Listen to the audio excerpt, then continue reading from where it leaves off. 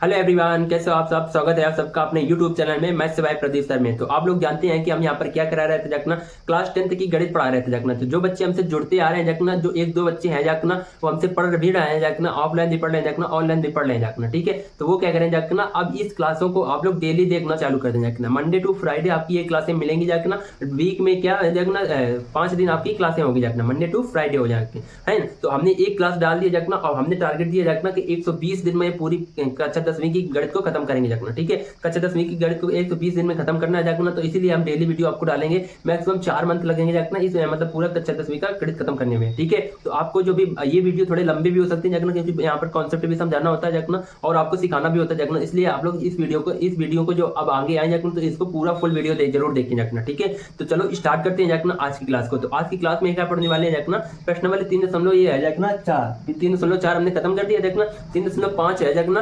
3.5 है जखना। अब इसका बेसिक पढ़ेंगे जखना। 3.5 में है क्या पहले उसको बता देते हैं जखना। ठीक है, प्रश्न नंबर 3.5 में वो सवाल है जखना, रैखिक समीकरण युग्म को हल करना है जखना, और कौन सी विधि से हल करना है जखना, वज्र गुणनखंड विधि से। तो रैखिक समीकरण युग्म हल करने की कितनी विधियां होती हैं जखना, पहले बता देता हूं जखना। 3 विधियां होती हैं जखना। पहली कौन सी जखना, प्रतिस्थापन विधि होती है जखना, दूसरी होती है विलोपन, और तीसरी होती है जखना वज्र गुणनखंड। तो 2 विधियां हमने पढ़ चुकी है जखना, प्रश्न नंबर 3.3 या 4 में थी जखना। ठीक है, प्रतिस्थापन और विलोपन विधि। ठीक है, तो अब इसके बाद में अब हम पढ़ेंगे अगर 3.5 में वज्र गुणनखंड विधि। तो आप सीखते हैं जखना वज्र गुणनखंड विधि होती क्या है जखना। ठीक है, देखो सवाल पहले एक बार देखो, वज्र गुणनखंड विधि से रैखिक समीकरण हल करना। ठीक है, तो देखो यहाँ पर देखो क्या है जखना, वज्र गुणनखंड विधि। तो रैखिक समीकरण तो मिलेंगे ही मिलेंगे जखना। तो रैखिक समीकरण हल करना है तो रैखिक समीकरण मिलेंगे मिलेंगे। तो यहाँ पर देखो हमने 2 रैखिक समीकरण युग्म लिखे हैं जखना। अब ये तो हमने लिखी है देखो, मानक रूप होते हैं जखना, मतलब कि ओरिजिनल जो असली होते हैं जखना, तो ये होते हैं जखना। ठीक है, अब देखो इसमें हमें यहाँ पर क्या दे देगा, वैल्यू दे देगा, ए बी और सी की वैल्यू दे देगा, और एक्स और वाई के गुणांक हो जाएंगे जखना। ठीक है, तो इनको हल करना है जखना, और यहाँ पर एक्स और वाई के मान निकालने जखना। तो देखो क्या कहते हैं जखना, a1x पहला समीकरण है जखना, a1x plus b1y plus c1 equal to 0, समीकरण 1 है जखना।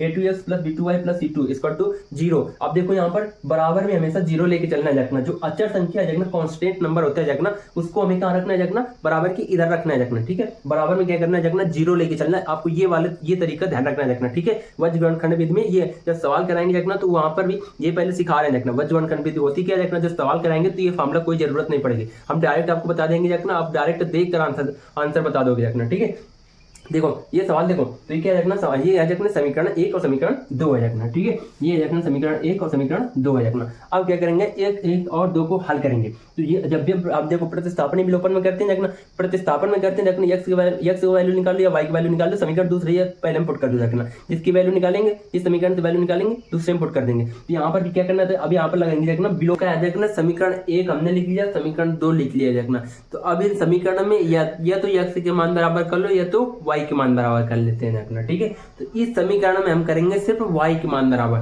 तो y के मान बराबर करने के लिए, या तो समीकरण जब समीकरण 1 में समीकरण दूसरे का y का गुणांक लिखेंगे, दोनों तरफ मल्टीप्लाई करा देंगे। ठीक है, तो क्या हो जाएगा, और समीकरण 2 में समीकरण 1 के y का गुणांक जब दोनों तरफ मल्टीप्लाई कराएंगे तो दोनों के y के गुणांक बराबर हो जाते हैं जखना। ठीक है, देखो सीखें कैसे सीखते हैं जखना। क्या बोले, समीकरण 1 में किसका y का गुणांक लिखेंगे, कौन से y का गुणांक, समीकरण 2 के y का गुणांक का दोनों तरफ मल्टीप्लाई। ठीक है, अब देखो तो लिखेंगे समीकरण 1 और समीकरण 2 के y के गुणांक बराबर करने पर। ठीक है, जल्दी लिखेंगे यहाँ पर, समीकरण 1 व 2 के y के गुणांक बराबर करने पर। ठीक है, गुणांक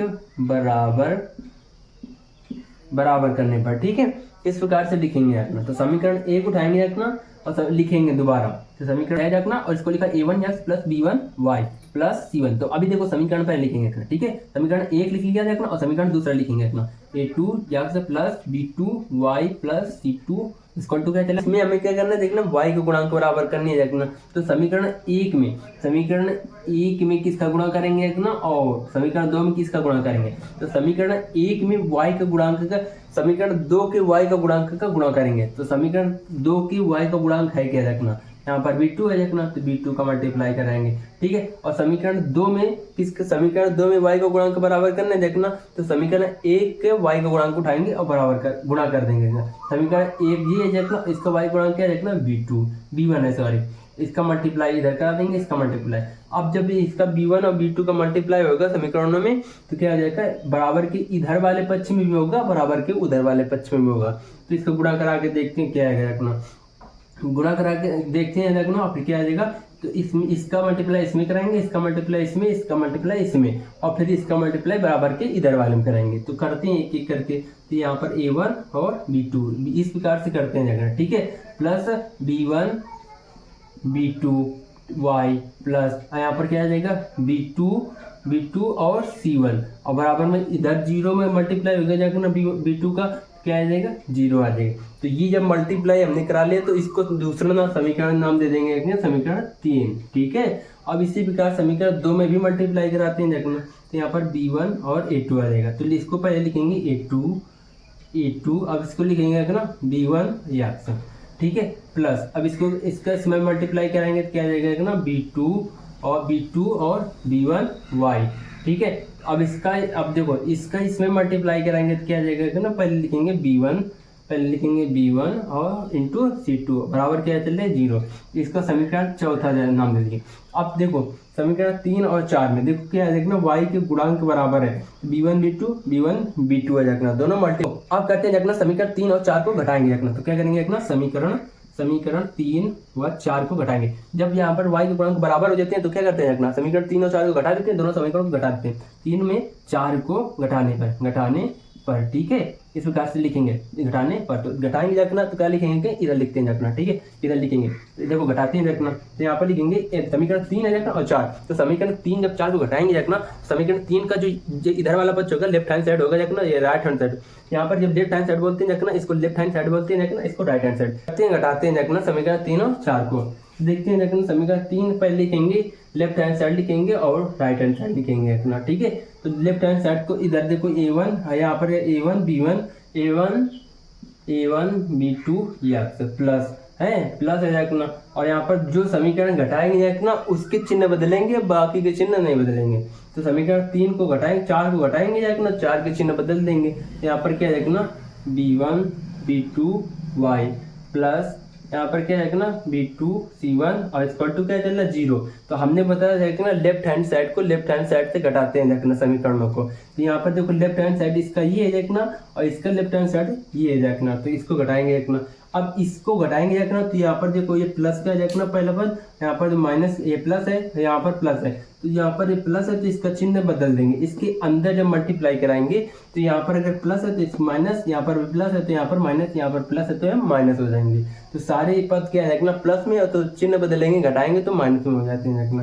तो इसको लिखते हैं देखना इधर, जब घटाएंगे तो कहाँ लिखेंगे देखना, इधर लिखेंगे, यहाँ पर लिखेंगे माइनस a2 b1 x, ठीक है। और यार इसको घटाएंगे क्या आ जाएगा b2 b1 और y, ठीक है। अब माइनस का है ना, अब इधर देखो ये भी माइनस का हो जाएगा, क्या माइनस का b1 c2 और b बराबर इधर है। अब तो हमने लेफ्ट हैंड साइड को लेफ्ट हैंड साइड तक घटा लिया देखना, ठीक है। अब बच्चा देखना राइट हैंड साइड, तो राइट हैंड साइड में क्या है देखना 0 0, तो राइट हैंड साइड में 0 0 है तो घटते हैं तो क्या बचता है देखना 0 बचता है देखना, तो यहाँ पर क्या आ जाएगा 0 आ जाएगा, ठीक है। अब देखो इस समीकरण में देखो कुछ मान बराबर हो गए देखना, यहाँ पर देखो y के गुणांक बराबर हो गए, तो यहाँ पर देखो y के गुणांक बराबर हो गए देखना। यहाँ पर देखो b माइनस का b2y, यहाँ पर क्या देखना b2y b2 b1 और y देखना, ठीक है। और यहाँ पर देखो देखना b1 और b2y देखना, ये प्लस का ये माइनस का, लेकिन काटना नहीं है आपको, ठीक है। हम यहाँ पर बता रहे हैं देखना कि होता क्या है देखना वज्रगुणनखंड विधि। अब देखो यहाँ पर x के गुणांक को एक तरफ कर लेंगे, y के गुणांक को एक तरफ, तो यहाँ पर करेंगे देखना a1 b2 x। अब x वाले पद एक ये है देखना, एक ये है देखना, तो माइनस a2 b1 x हो जाएगा, ठीक है। अब देखते हैं देखना, अब देखना y वाला पद, तो ये वाला पद लिखेंगे b1 b2 y, अब फिर ये वाला लिखेंगे देखना माइनस का b2 b1 y, ठीक है। इतना लिख लिए देखना। अब देखो अब बच्चा देखना अचर संख्या बची देखना, तो अचर संख्या क्या लिखेंगे क्या, ये वाले बच्चे का b2 c1 और माइनस b1 और c2 है देखना, तो इसको यहाँ पर लिख देते हैं देखना, ठीक है। अब इसी के आगे चलेगा तो यहाँ पर प्लस लगेगा, और b2 c1, अब इसके आगे ये वाला लिखेंगे देखना, तो यहाँ पर लिख देता हूँ देखना, ठीक है। माइनस b1 और c2 बराबर क्या चल रहा है देखना 0, दिख रहा है बराबर 0 चल रहा है देखना, ठीक। अब देखो यहाँ पर जो x के पद था ना, तो उसमें से x कॉमन कर लेंगे, तो इसमें से x कॉमन कर लेंगे, तो x बाहर निकाल लिया जाएगा ना। अब जो बचा उसको लिख लेंगे a1 b2 minus a2 b1, ठीक है। अब इसको लिख लिया जाएगा ना। अब इसमें देखो इन दोनों पदों में y कॉमन है जाएगा ना, y सिर्फ कॉमन करना जाएगा ना, क्योंकि y गुणांक होता है जाएगा, ठीक है।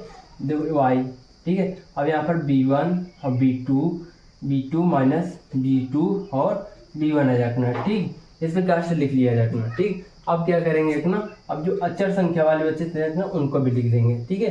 तो ये वाला ऊपर वाले का आ जाएगा ना, तो ये अब बचा क्या जाएगा ना, यहाँ पर बचा जाएगा ना, इधर इसका b2 c1 यहाँ पर लिखेंगे प्लस b2 c1, और ये वाला बचा माइनस का b1 पद है जाएगा, ठीक है। और यहाँ पर y गुणांक में एक ही सेम पद है जाएगा, तो b1 b2 माइनस b2 और b1 है, तो ये क्या हो जाता है, घट जाएंगे और कट जाएंगे, तो यहाँ पर 0 बचेगा, 0 इसके ये भी क्या हो जाएगा, ये पूरा पद खत्म हो जाएगा, तो इसकी जगह पूरा क्या आ जाएगा 0।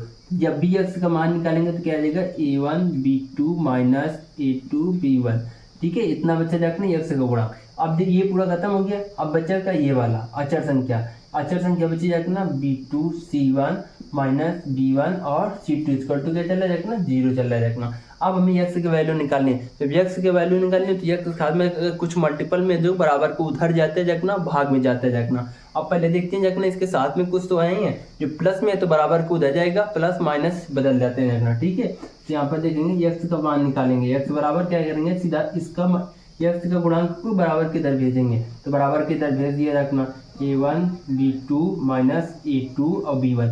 आप लोग कंफ्यूज हो जाओगे कि a1 b2 b1 c2 c1 इसी में, ठीक है। तो आपको सिखा रहे हैं सीखना नहीं है, समझना है, ताकि आपको बेसिक मजबूत हो जाएगा, ठीक है। देखो अब इसके अब ये बराबर है, अब बराबर की इधर जब भेजेंगे तो ये आ जाएगा, ये माइनस है तो ये प्लस देगा, तो b1 c2 और ये वाला प्लस है तो उधर बाद इसको बाद की भेजा, तो यहाँ पर b2 और c1 आ जाएगा, b2 और c1 आ जाएगा, ठीक है। इस प्रकार से लिखेंगे, x का मान निकालेंगे b1 c2 minus b2 c1 बराबर क्या बट्टे क्या a1 b2 माइनस a2 और b1 है रखना। इस प्रकार से x का मान निकालेंगे। और x का मान समीकरण या तो 1 में रखो या तो 3 में रखो, तो मान निकल के आएगा, y का मान निकल के आएगा। यहाँ पर समीकरण यहाँ पर समीकरण 3, समीकरण 1 में x का मान रखने पर जब भी मान रखेंगे तो कितना मान निकल के रखने पर x का मान रखेंगे, इसमें रख लो, है ना, या फिर इसमें रख लो। तो हम एक में रखेंगे तो क्या मानेंगे, जब भी मान रखेंगे x का निकल के आता है y का मान निकल के आता है जखना। मान क्या निकल के आता है जखना, उसको देख लेते हैं जखना। y का मान क्या निकल के आएगा जखना, तो y का मान निकल के आएगा यहाँ पे आएगा जखना, यहाँ पर y का मान निकल के आएगा c1 a1, ठीक है, c1 a2 और फिर क्या आ जाएगा मान c2 और फिर क्या आ जाएगा a1 आ जाएगा, और फिर बट्टे में क्या आएगा देखना a1 b2 और फिर क्या आएगा माइनस a2 और b1 आ जाएगा, ठीक है। इस प्रकार से यहाँ पर निकल के आएगा y का मान, यस, और y के मान निकल के आएंगे, ये होते जाना वज्र गुणनखंड विधि होती जाना, ठीक है। इस प्रकार से वज्र गुणनखंड विधि निकालेंगे यस और y के मान निकालना होता है जाना, दो रैखिक समीकरण दिए होते हैं जाना, ठीक है। इसी प्रकार से इसको हल करते हैं, यस और y के मान। अब जो समीकरण देगा रखते हैं तो समीकरण डायरेक्ट देगा, उसमें हमें a1 b1 का मान रखना होता है जाना। तो आप लोग कंफ्यूज हो जाएगा कि a1 का मान कौन होता है, b1 का मान क्या होता है जाना। तो आपको सीखना नहीं है, बस आपको ये बता रहे हैं जाना, ये बेसिक होता है जाना, समझा रहे हैं जाना, ठीक है। जब हम सवाल कराएंगे तो ये कुछ जरूरत नहीं पड़ेगी, सिर्फ आपको डायरेक्ट करना आ जाना, ठीक है। तो अब देखो इतना कर लिया रखना। अब अगर देखो एक वीडियो में आपको एक और बेसिक का बनाऊंगा जाना, उसमें से और जो बेसिक होगा जाना, उसमें एक सवाल कराऊंगा जाना, तो वो डिटेल से होगा जाना, ठीक है। तो ये वीडियो के यहीं तक रखते हैं जाना, आप लोगों को क्लास समझ में आई हो जाना। जो देखो वज्र गुणनखंड विधि होती क्या जाना, ठीक है, इसको समझ लेना, ठीक, इसको समझ लेना। और आपको बस सीखना में ये क्या देखना, सीखने में अच्छा होगा जाकर जैसे सवाल पढ़ेंगे रखना, क्योंकि आप पहली बार पढ़ रहे जाकर थोड़े से आपको कठिनाई होगी रखना। तो आप लोग क्या करना देखना, इस वीडियो को दोबारा नहीं देखना, ठीक है। पहली बार देखना देखना, ना समझ में आए तो अगली वाला वीडियो जब देंगे आपको तो उसमें से आपको समझ में आ जाएगा। नहीं तो सवाल जब करोगे तो सवाल जरूर कर लोगे, लेकिन रैखिक समीकरण लेकिन 3 विधियां होती हैं, सवाल आते हैं प्रतिस्थापन विलोपन विधि पर, ठीक है। तो इसको हल करने के लिए वज्र गुणनखंड विधि आपको आसान होती है वो दोनों विधियों से, ठीक है। तो ये आज की क्लास के अंदर मिलते हैं, मिलते हैं किसी नेक्स्ट वीडियो में, तब तक के लिए जय हिंद।